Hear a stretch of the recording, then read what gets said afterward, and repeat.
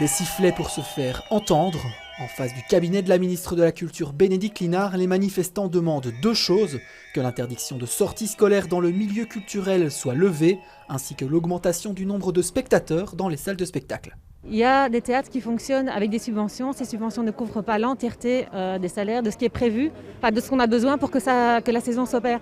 Il y a des problèmes de remplissage de salles. Si on ne peut pas remplir les salles, eh bien simplement on ne pourra pas jouer. Si on ne peut pas jouer, ben voilà, on est au chômage. Une délégation de manifestants a pu s'entretenir avec la ministre pendant plus d'une heure, avec l'objectif de faire comprendre que les règles de distanciation sociale et de limitation de personnes ne seront pas tenables indéfiniment par le secteur.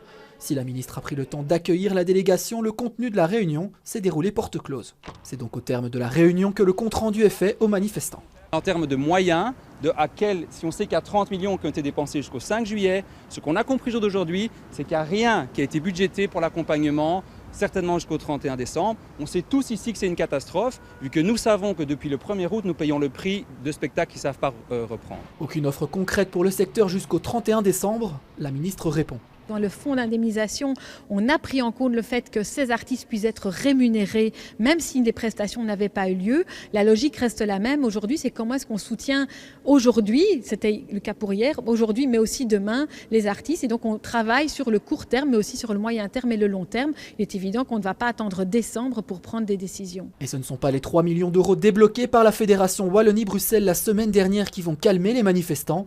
Ils estiment qu'ils ne toucheront qu'une infime partie de cette somme. Alors en attendant, c'est tout un secteur qui tente tant bien que mal de se faire entendre.